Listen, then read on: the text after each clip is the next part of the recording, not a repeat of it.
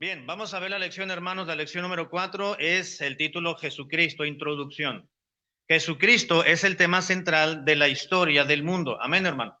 Todo mundo conoce a Jesucristo, es decir, todo mundo sabe algo de Cristo más bien, ¿verdad? Uno le pregunta a una persona, ¿conoces a Jesús? Sí. ¿Sabes algo de Jesús? Sí. Pregunta, ¿verdad?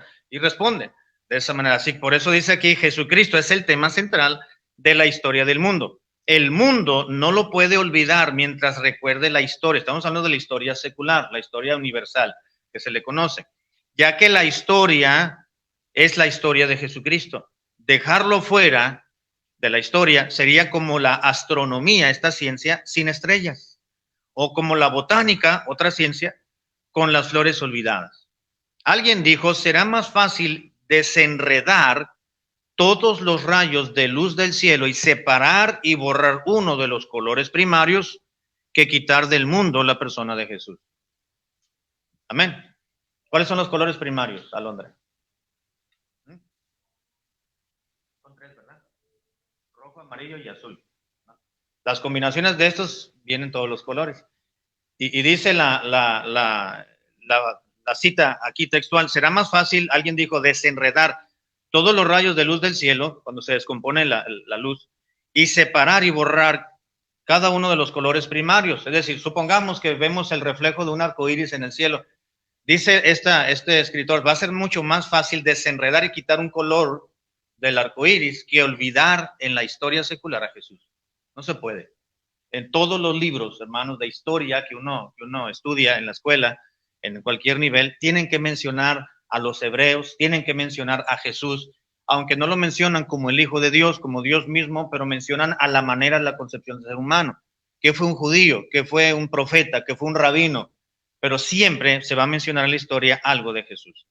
Continúa diciendo la introducción, en la realidad de Cristo, perdón, no solo está empotrada firmemente en la historia humana y escrita sobre la página abierta de la Sagrada Escritura o de la Biblia, sino que también está experimentalmente personificada en la vida de millones de cristianos. Amén, hermano. El Señor Jesucristo se refleja en la vida de cada cristiano, es lo que quiere decir esta frase, ¿verdad? Y está entrelazada en el sistema de toda civilización digna de este nombre. Decir Jesús, hermano, ahora Jesús es el nombre propio del Hijo de Dios, amén, en su humanidad. Cristo tuvo naturaleza humana, hermano, ¿sí? Y tuvo naturaleza divina al mismo tiempo. Sí, al mismo tiempo. ¿Qué tanto porcentaje? 100 y 100, ¿verdad? No 50 y 50. No fue 50% Dios y 50% hombre. Fue 100% Dios y 100% hombre. ¿Ok? Ahora, como hombre, como humano, tenía necesidades como las que tenemos nosotros. El Señor Jesús cuando estuvo aquí en la tierra. ¿Sí o no? ¿Mm? ¿Seguro? Sí, pues era un cuerpo humano el que tomó, ¿verdad? ¿Te acuerdas? La Biblia dice que tenía sed cuando iban entrando a Sicar, una ciudad de Samaria, se acercó a uno de los pozos y esperó que viniera una muchacha, una samaritana, y le pidió, oye, dame de beber.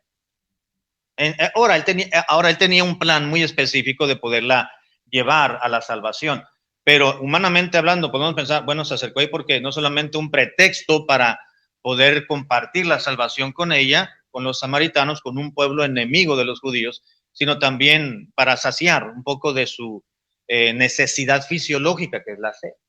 ¿Tenía hambre? Claro. Hijitos, les gritó cuando estaban en la barca, ¿se acuerdan? ¿Tenéis algo de comer? Estaban sudando porque no pescaban nada los discípulos y les gritó que si tenían algo ya para comer, ya tenía hambre. ¿Tenía necesidad? ¿Dormía todas las noches? Claro, era el cuerpo, se cansaba, él caminaba, se cansaba, sudaba.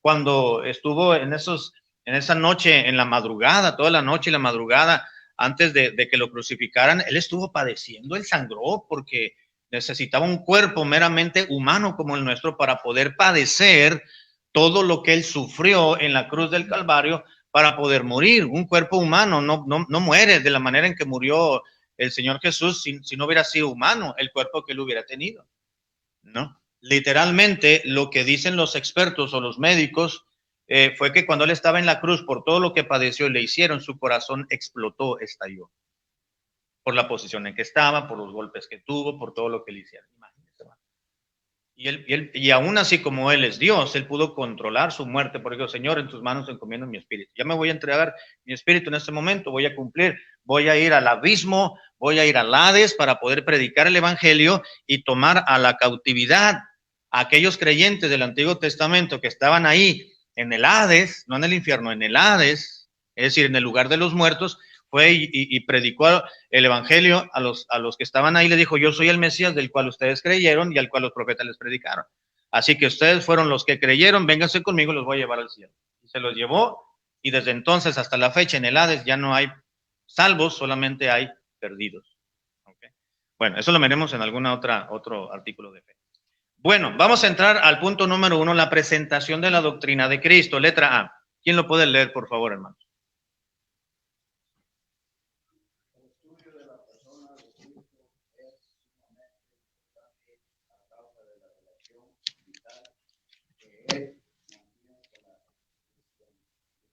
Exactamente, gracias, hermano.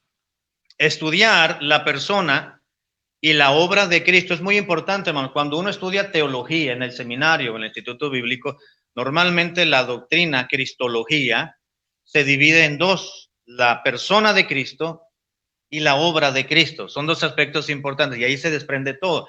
Se estudia lo que la Biblia dice acerca de la persona de Jesús, quién fue, qué hizo, no lo que hizo, sino quién fue, y se desprende sus atributos, su personalidad y su obra, es decir, a qué vino y qué está haciendo y qué hará por nosotros. Así que el estudio de la persona de Cristo es sumamente importante a causa o por motivo de la relación vital que Él mantiene con la cristiandad, es decir, con todos los cristianos. Letra B. Las Sagradas Escrituras exponen a la persona de Cristo como el tema central del mensaje dado a los hombres a través de las edades hasta el presente. ¿Desde cuándo, hermanos, la Biblia presenta al Señor Jesucristo de una u otra manera? ¿En qué libro? ¿Desde qué libro? ¿Mande? Desde Génesis, exactamente. Desde Génesis. Por supuesto que no lo mencionan por nombre. En algunos pasajes los profetas lo mencionaron por nombre. Díganme uno, hermano. Un profeta que mencionó a Jesús por nombre. A ver, mande. Exactamente. ¿Qué nombre le dio a Isaías, hermano? ¿Cómo lo nombró? Emmanuel, exactamente. Emmanuel es la traducción del hebreo Immanuel, que significa Dios con nosotros, o Dios está presente con el hombre, Dios con nosotros, dice Mateo, que eso significa el nombre Emmanuel. El mismo profeta Isaías mencionó que Jesús es Dios fuerte, Padre eterno, admirable, consejero, Dios fuerte, Padre eterno y príncipe de paz. Estos son nombres del Señor Jesucristo también. Bueno, número 1. Estamos mencionando aquí, hermanos, se acaba de mencionar en la letra B que Jesús o la Biblia expone de Jesús, que es el tema central de todo el mensaje que se ha dado a través de los profetas, de los hombres, desde las edades hasta el presente. Por ejemplo, número 1, inciso 1. Jesús era el tema del mensaje de los profetas de la antigüedad. Repito, el tema del mensaje de los profetas, Jesucristo siempre fue el tema de ellos. Amén, hermanos. ¿Cuáles son los temas, los profetas de la antigüedad? Bueno, nos referimos a los profetas del Antiguo Testamento. Los profetas del Nuevo Testamento eran diferentes. Labor, no nada más era profetizar, era otro aspecto. Pero era el tema central del mensaje de los profetas de la antigüedad. Vamos a buscar Hechos 3:20, por favor. Y alguien más, 10:43. Hechos, capítulo 3, versículo 20. Y otra persona puede leer 10:43. Vamos a ver estos pasajes, hermano.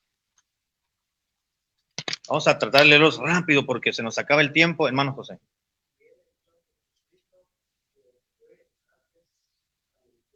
Exactamente. Y él envíe a Jesucristo que fue antes anunciado. De tiempo atrás alguien lo anunció y se refiere a los profetas. Capítulo 10, versículo 43. ¿Quién más?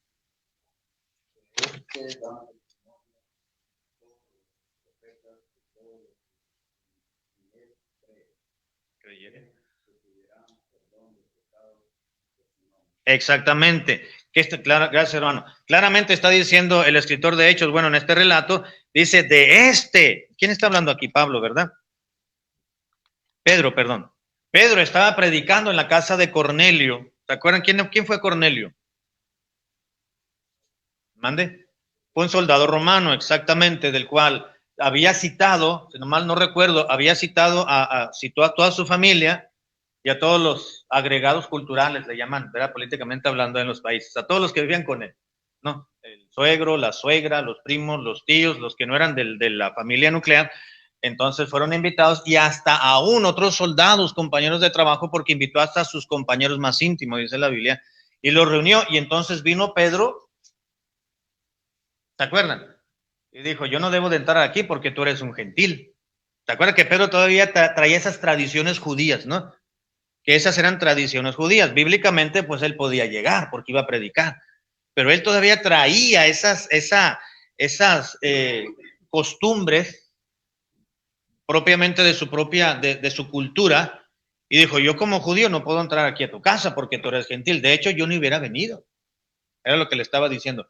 Pero tuve una visión y me dijo que lo que Dios santificó, yo no lo llamé inmundo, y Dios me enseñó y entendí el mensaje de que ustedes como gentiles también tienen la oportunidad de recibir el mensaje del evangelio, así que estoy aquí. Pero quiero decirte que Dios me trajo. Dice, pásale, predícanos. Y les predicó y está toda la gente reunida ahí.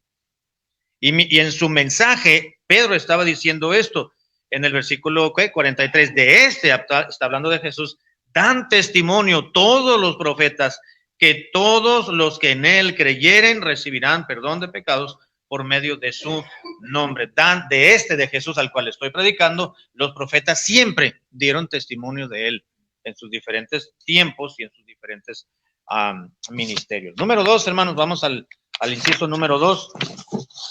Dice 2, el tema era el de Jesucristo, era el tema del mensaje, no solamente de los profetas, ¿verdad que sí? Sino de quién?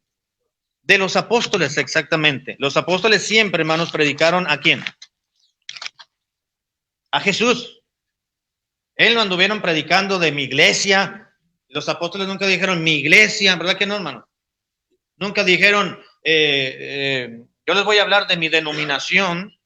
Yo les voy a hablar de mi distrito. Quiero hablarles de la doctrina de fe que tenemos. No. Él dijo, Cristo enseñó. Les voy a hablar de la obra de Jesucristo. Así que fue el tema central del mensaje de los apóstoles. Hechos 5, 41 y 42, por favor. ¿Quién lo tiene? Hechos 5, 41 y 42. ¿Quién más? ¿Alguien que no haya leído?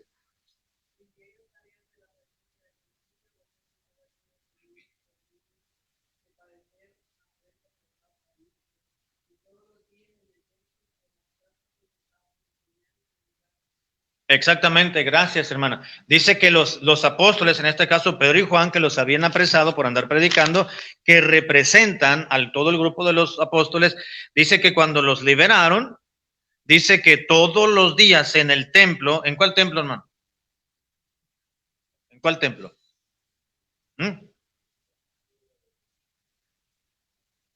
Ahí está, ahí lo tiene, hermano, a ver. Mande. No, la hermosa se llamaba una de las puertas para entrar al templo. De hecho, por los pórticos del templo, ¿no? La barda que tenía en ese entonces. ¿Cuál templo? A ver, le doy el día si me dice qué templo se trata, ¿no? Mande. Bueno, el templo de Salomón ya lo habían destruido, ¿ok? Ya lo habían destruido, pero sí era básicamente el templo que les construyó Salomón, perdón, el templo que les construyó Herodes cuando subió al trono. En el mismo lugar donde Salomón había construido el templo, bueno, el templo de Salomón ya no existía en ese entonces. ¿Por qué? Porque el imperio babilónico vino y lo destruyó, ¿verdad que sí, hermano? Antiguo Testamento.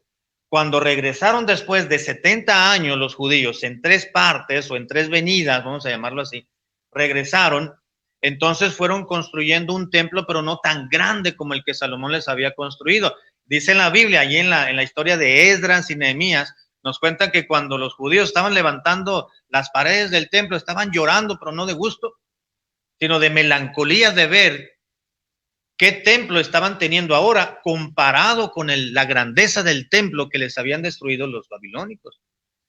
Así que cuando subió, pasaron los varios siglos y cuando entró el imperio romano, tumbó, deslindó al imperio griego con el paso de los años, el imperio griego fue el que gobernó, después vino el Imperio Romano, conquistó a los griegos y entonces se estableció el Imperio Romano, y Herodes, cuando llegó a ser gobernante de esa región, entonces tumbó aquel edificio y levantó otro templo mucho más grande.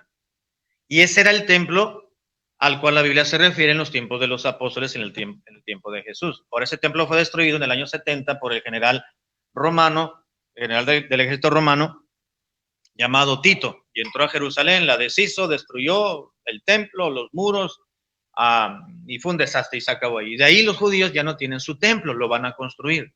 Nuevamente el tercer templo que le llaman a ellos, que realmente sería el cuarto, porque nos dice la Biblia que en la gran tribulación los judíos volverán a su antiguo sistema de sacrificios. Eso será en la gran tribulación. Okay. Ahorita no tienen, pero el templo que se refieren aquí es el templo que les había construido Herodes en lugar del templo de Salomón. Y allí dice que no dejaban, ni en el templo ni en las casas, no cesaban de enseñar y de predicar a quién, hermano.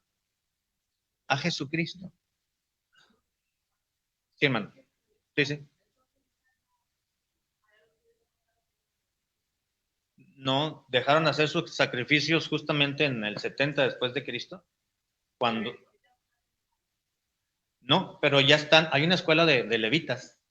Ahora mismo hay en Israel, en Jerusalén propiamente, y en otro lugar, no sé en dónde, hay una escuela de levitas. Ellos saben de qué tribu son.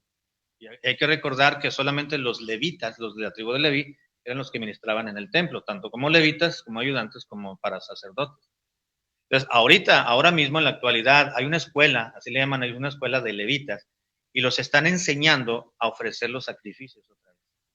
Y los están preparando para vestirse con la misma ropa que Dios les marcó a través de Moisés en el Antiguo Testamento, porque ellos ya dicen que ya tienen prácticamente recabado mucho del material para volver a construir el tercer templo que ellos le llaman. Ellos van a construir, ahorita no construyen, porque en la explanada donde estaba el templo de Salomón hay una mezquita, que le llaman la mezquita de Omán o de Omar, no lo sé. Esa mezquita no está propiamente en el lugar del templo, pero está en la explanada del lugar del templo. O sea, ellos ahorita pueden construir, pero va a haber mucho conflicto en un sentido internacional, ¿no? Entonces, por eso están deteniendo. Pero algo tiene que suceder para que esa mezquita se caiga, la tumben, la derrumben, algo suceda. Entonces los judíos, o está la mezquita o está el templo de ellos. Entonces, cuando ya construyen el templo, van a volver otra vez a esos. Pero ahorita ya no ofrecen sacrificio. Hace algunos años, en el grupo de jóvenes ahí en la iglesia en Tijuana, nos tocó hacer trabajo de investigación de las diferentes iglesias y religiones que había en la ciudad. Y dividimos el grupo en 10 jóvenes, algo así. Bueno, aquel entonces éramos jóvenes, ¿verdad? Y me tocó a mi hermano, mis 2 hermanos y otros muchachos. Y nos tocó investigar sobre los Rosacruces y sobre los judíos. Entonces, cruzando la carretera, la calle que está en la casa de donde nacimos, donde crecimos nosotros, hay una sinagoga. Y fuimos y nos dieron en la iglesia, hicimos un cuestionario para entrevistar a algún judío.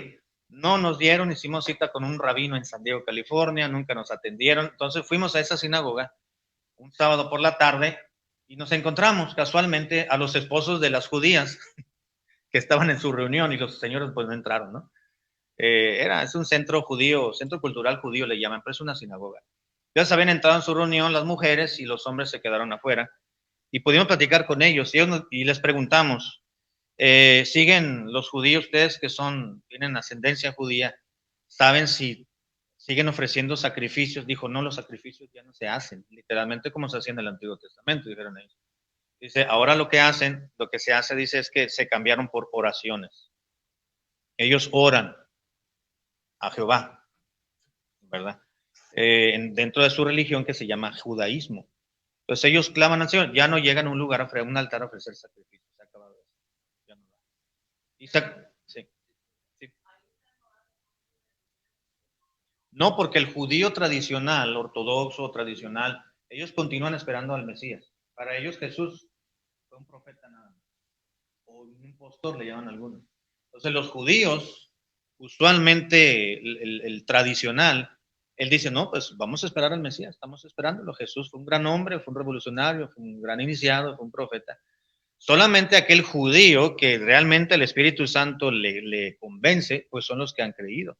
como en los tiempos de Pablo, y hoy en la actualidad hay mucho judío que se ha convertido a Cristo. Esos son salvos, y ellos creen en Jesús como el Mesías. Pero usualmente, repito, ¿no? El judío tradicional no cree en el Mesías, en Jesucristo como el Mesías. Ellos están esperando al Mesías prometido. Y ellos serán confundidos justamente cuando venga el anticristo, porque cuando aparezca el anticristo van a creer que él es el Mesías. Pero entonces ellos no creen usualmente. Es muy difícil, ¿verdad? Pero están abiertos todavía, muchos de ellos, para ser salvos. ¿Y la salvación es para quién, hermano? Para todo aquel que cree. Al judío primeramente, pero también al griego, dice la Biblia. A lo suyo vino el Señor Jesucristo. ¿A qué suyo? A los judíos, pero los suyos no le recibieron. ¿Y qué dice el versículo 12? Más a todos los que le recibieron. Si para los que fue planeada la salvación originalmente o primeramente no le aceptaron, bueno, entonces la salvación es para todos los que acepten, fuera, independientemente de que no sean judíos o sean judíos. Todo aquel que cree. Salvación es para que él reciba a Cristo, ¿verdad? Muy bien. ¿Algo más, hermano? ¿Sí se le contestó la pregunta? Sí. Sí, adelante.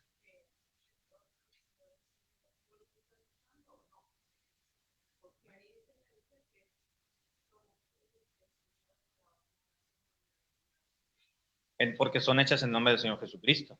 No, las oraciones no son recibidas, quizás las escucha, pero Dios no obra a través de una oración, de alguien que no sea su hijo.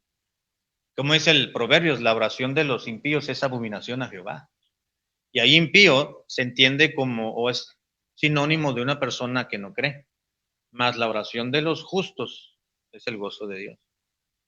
¿Sí? Entonces, un judío no convertido es como un gentil. Cualquiera de nosotros que no somos judíos, pero antes de convertirnos a Cristo, nuestras oraciones no llegarían quizás a la presencia del Señor. Hay algunas excepciones, como en el caso de, ¿quién era? Cornelio. Creo que era Cornelio, dice que era un hombre muy piadoso, pero no era salvo. Pero sus oraciones fueron oídas por Dios. Porque ya estaba planeado, ¿no? Ya estaba, quizás no por su devoción a Dios sin ser salvo, Dios le escuchaba, sino había algo en especial que había llegado a su presencia, ¿no? Pero si hay una rebeldía por no creer en Jesucristo, por tradición, pues claro que Dios no va a escuchar una oración. Como cualquiera de nosotros, sin Cristo le clamamos a Dios y quizás nuestras oraciones no subían ni como dicen algunos, del techo no salían. Bueno, número 2 era el tema central de los apóstoles, Hechos 2, 41 y 42. Bueno, vamos a leer solamente un pasaje, ¿verdad? Número 3, Jesucristo era el tema del mensaje para los judíos también, hablando justamente de lo que estamos mencionando, ¿verdad? Era el tema del mensaje para los judíos, Hechos 17:1. Hechos 17:1 al 3. ¿Quién lo tiene? Hechos 17:1. Dice así: pasando por Antípolis y Apolonia, llegaron a Tesalónica, donde había una sinagoga de los judíos. Está hablando de Pablo y de otro compañero. Y Pablo, como acostumbraba, fue a ellos. ¿A quién?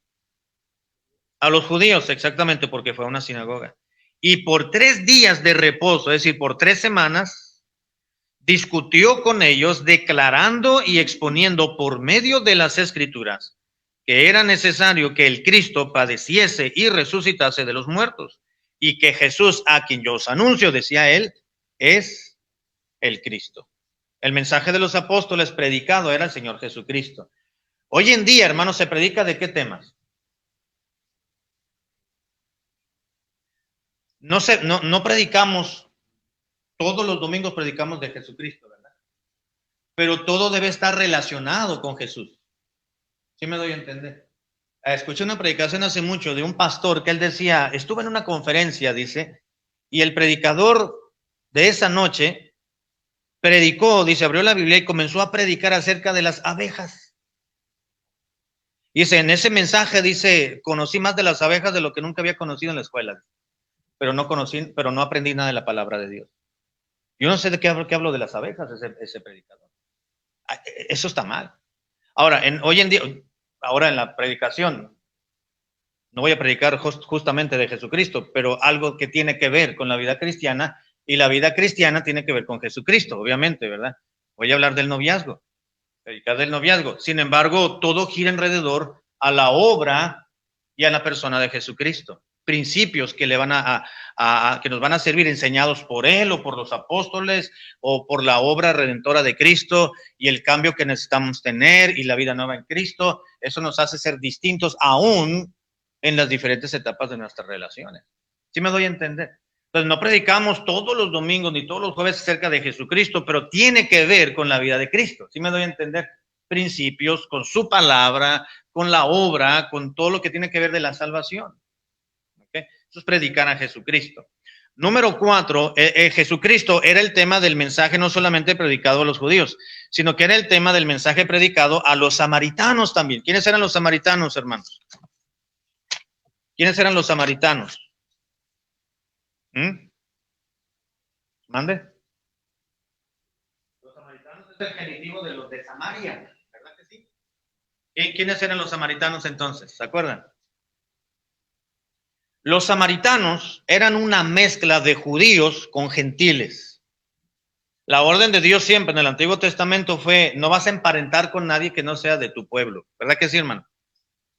Y hubo en los tiempos de Nehemías, cuando Nehemías regresó del cautiverio babilónico, llegó a Jerusalén, quiso poner orden y empezó a hacer las cosas bien y se enteró, se dio cuenta de que había judíos que habían venido de Babilonia y ya estaban viviendo en Jerusalén, pero que habían emparentado con personas de otras naciones. Y dijo Nehemías, no, pues ¿por qué están haciendo eso? Si Dios nos declaró muy bien en la ley que no debemos de emparentar con otros. Y los dijo, no, entreguen a esas mujeres a sus familias y ustedes no tienen que andar haciendo eso. Y dividió. Entonces lo que sucedió con los samaritanos fue que ellos se mezclaron se casaron pues las mujeres y los hombres judíos con de otras nacionalidades y entonces se dio lo que se le conoce como los samaritanos. De manera tal que los judíos, que son 100% judíos, estaban enemistados con los samaritanos porque habían transgredido la ley de Dios en ese sentido. Porque ya no eran judíos 100% de raza, o de sangre, sino ya era una mezcla, ya estaban diluidos, pues. Entonces no se podían ver, eran acérrimos enemigos por esa razón con el paso de los años. Así que un judío y un samaritano, pues no se llevaban en los tiempos de Jesús. ¿Se acuerdan cuando Jesús llegó al pozo de la samaritana? Le dijo, oye, dame de beber. Y ella le dijo luego, a ver, explícame algo, le dijo. Tú siendo judío, vienes a mí a pedirme agua, que soy samaritana, si bien sabes que los samaritanos y judíos no se llevan entre sí. ¿Se acuerdan? Entonces, el mensaje de salvación, hermanos, no solamente ha sido proclamado por los apóstoles a los judíos, sino también a los samaritanos. ¿Qué les dijo Jesús a los apóstoles que fueran a predicar? Dice, ir por todo el mundo y predicar el evangelio. En Hechos 1:8 les dijo, y me seréis, ¿cómo dice? Pero recibiréis poder cuando haya venido sobre vosotros el Espíritu Santo. Y me seréis testigos. ¿Van a testificar en dónde? Primero en Jerusalén. Van a predicar a su gente. Y luego, en Samaria, van a ir un paso más allá. Van a ir con aquellos que no son de sus propios afectos. Son los samaritanos. Y luego van a predicar en toda Judea, en toda la región más allá de donde viven. Podemos decir, son los compañeros de trabajo o los parientes. Y luego dice, y hasta lo último de la tierra, es decir, a los que no conozcas y a donde vayas, trata de compartir el evangelio. ¿Verdad? Samaritanos van incluidos ahí también en el compartir. Bueno, número 5, hermanos, es el tema del mensaje predicado a los gentiles, no solamente a los judíos, a los samaritanos, finalmente a los gentiles. Gálatas 1:15, por favor. Gálatas 1:15. ¿Cómo vamos, hermano, en el tiempo? Faltan 10, ok. Gálatas 1:15.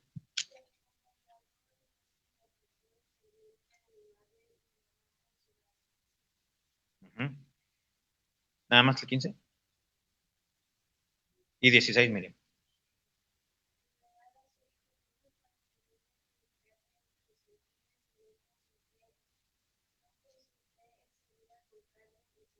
Exactamente, gracias. Mira, ¿qué está diciendo Pablo aquí, hermanos? Les dice, pero cuando a Dios le agradó, esto es cuestión de Dios, dice Pablo, que yo haya sido apóstol, y dijimos que Pablo fue apóstol llamado a predicarle a quién. Él es el apóstol a los gentiles, y Pedro fue el apóstol a los A los judíos. Pablo dice aquí, pero cuando agradó a Dios, que me apartó desde el vientre de mi madre y me llamó por su gracia, dice, para revelar a su Hijo en mí, para que yo le predicase a Cristo, ¿entre quién? Entre los gentiles. El mensaje, o Cristo, el mensaje de la salvación a través de Cristo, fue encomendado a los apóstoles y a Pablo y a muchos otros, para que fuese predicado también entre los gentiles. Número 6. Jesucristo ha sido el tema, hermanos, del Evangelio que se nos manda a predicar hoy en día. Marcos 16:15, ¿qué dice? Marcos 16:15. Marcos capítulo 16, versículo 15. ¿Quién lo tiene? A ver. Exactamente, la gran comisión, ¿verdad? Jesús le dijo, el que ir por todo el mundo y predicar el Evangelio a toda criatura. ¿Qué es el Evangelio? Anunciar las buenas nuevas de salvación. ¿Y las buenas nuevas de salvación con quién tiene que ver? ¿Con quién? Con Jesucristo. Pablo dice en 1 Corintios capítulo 15, versículo 15, y ¿cómo dijo? Y ¿cómo dice? Ay, se me fue. Donde dice 15:1. Déjame ir porque se me fue.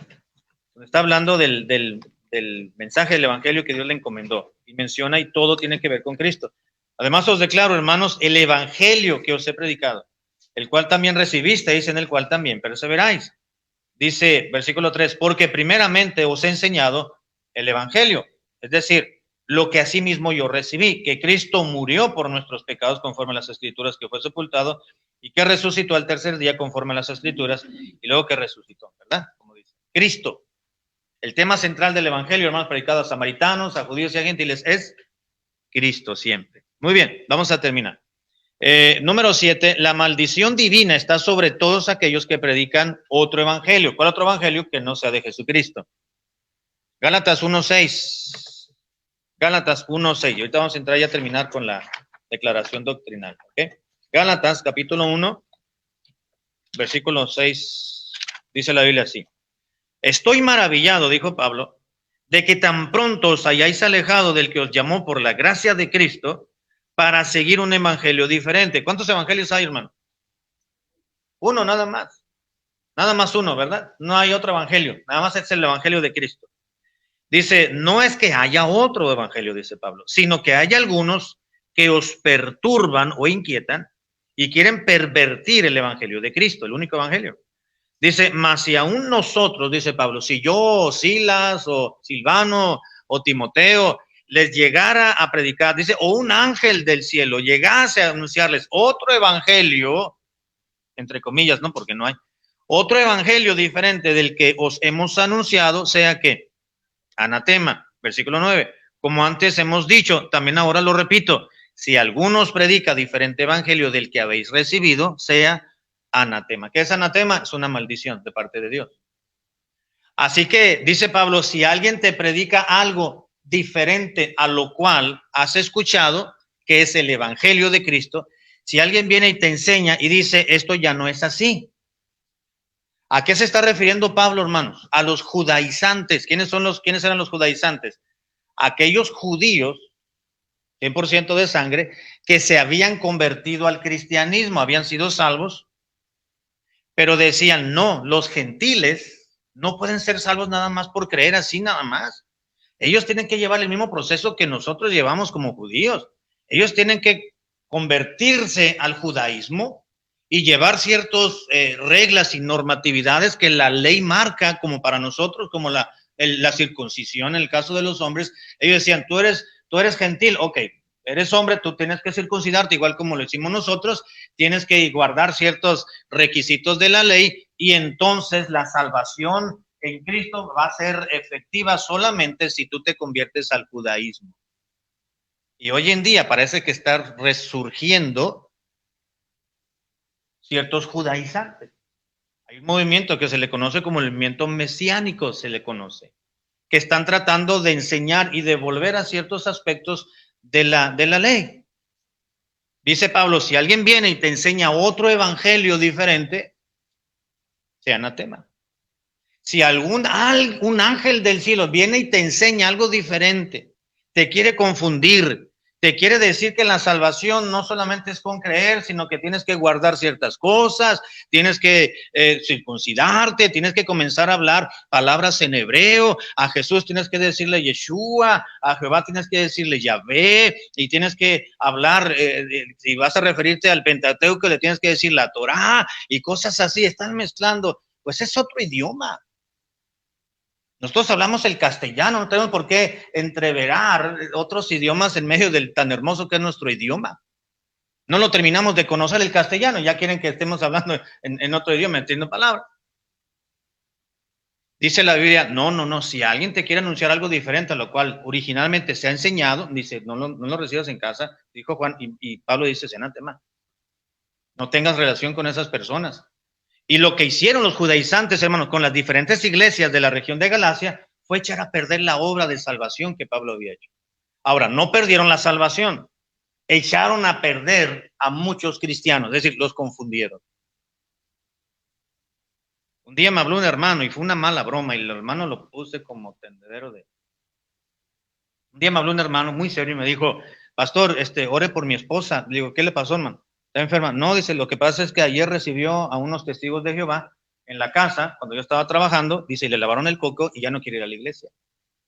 Y ahora quiere irse con ellos y empezó a bla. Ya no cree en el infierno, ya no cree en la salvación, ya no quiere ir a la iglesia. Le digo, hermano, ¿y por qué se lo permitió usted? Que además su esposa se me hace raro, le digo, no es una recién convertida, tiene por lo menos 10 años que aceptaron a Cristo. Le digo, ¿cómo que en una noche, día para otro ya?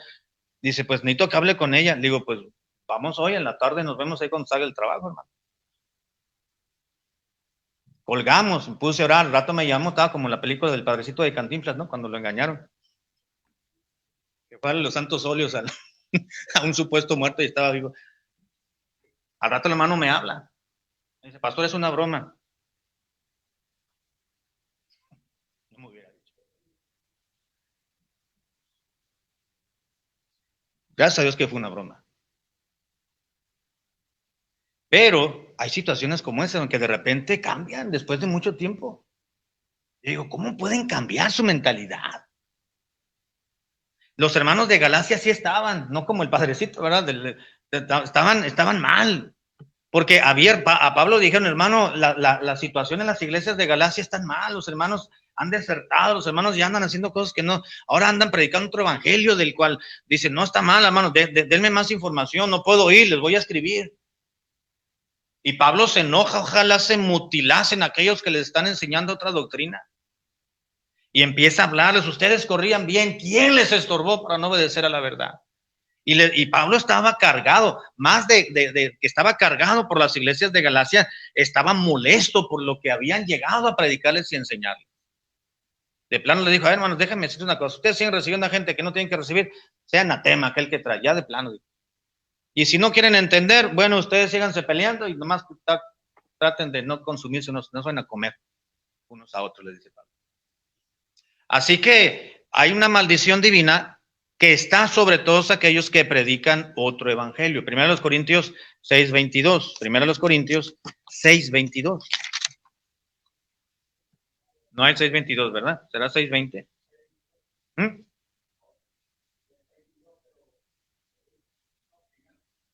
Primero los Corintios.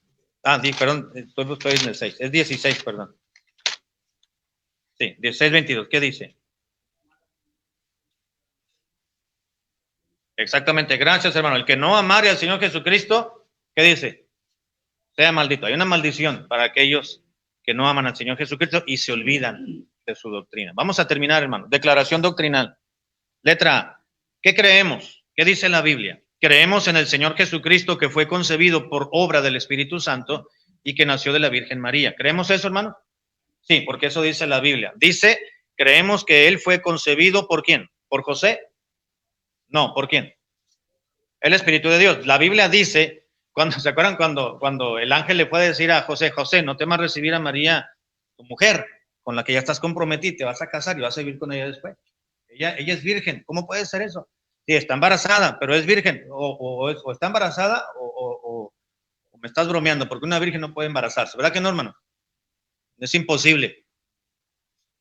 Naturalmente y obviamente no puede una virgen estar embarazada, al menos que sea una obra milagrosa, ¿verdad? Ah, pues eso fue lo que le anunció el ángel a José. No temas recibir a María tu mujer, porque lo que ella trae en el vientre del Espíritu Santo es obra. A María le dijo el ángel, el Espíritu Santo vino sobre ti e hizo sombra en tu vientre. Y entonces se llevó el proceso natural de gestación que Dios estableció. Solamente que no, sin María, la Virgen María conocerá a hombre, sino a través de la obra del Espíritu Santo. Así que esa es una concepción milagrosa. Creemos en el Señor Jesucristo, que fue concebido por obra del Espíritu de Dios y que nació ¿de quién? De la Virgen María. Lo que les decía la semana pasada, ¿creemos en la Virgen María? Sí, sí, fue un instrumento de Dios. No la veneramos, no la adoramos, le agradecemos porque fue el instrumento que Dios escogió material para darle cuerpo, por así decirlo, al Señor Jesucristo en su humanidad, nada más. Letra B. Creemos que Jesucristo es el verdadero Dios manifestado en carne. ¿Qué quiere decir el nombre Emmanuel, que es un nombre de Cristo, dijimos? Dios con nosotros a través de Jesucristo, ¿verdad? Cristo es Dios en carne, encarnado. Creemos en el que es verdadero Dios manifestado en carne y que vivió Jesús una vida sin pecado y en su muerte pagó la terrible pena del pecador sufriendo en la cruz. Amén. Letra C. Creemos que Cristo resucitó de entre los muertos, ascendió a la diestra del Padre para interceder por nosotros. Y además, Cristo reúne en su persona admirable las simpatías más tiernas y las perfecciones divinas, teniendo por tanto las cualidades de un Salvador idóneo, compasivo, amoroso y omnipotente. ¿Okay? Y hay que buscar las citas bíblicas ahí en casa. Creemos también en su nacimiento virginal.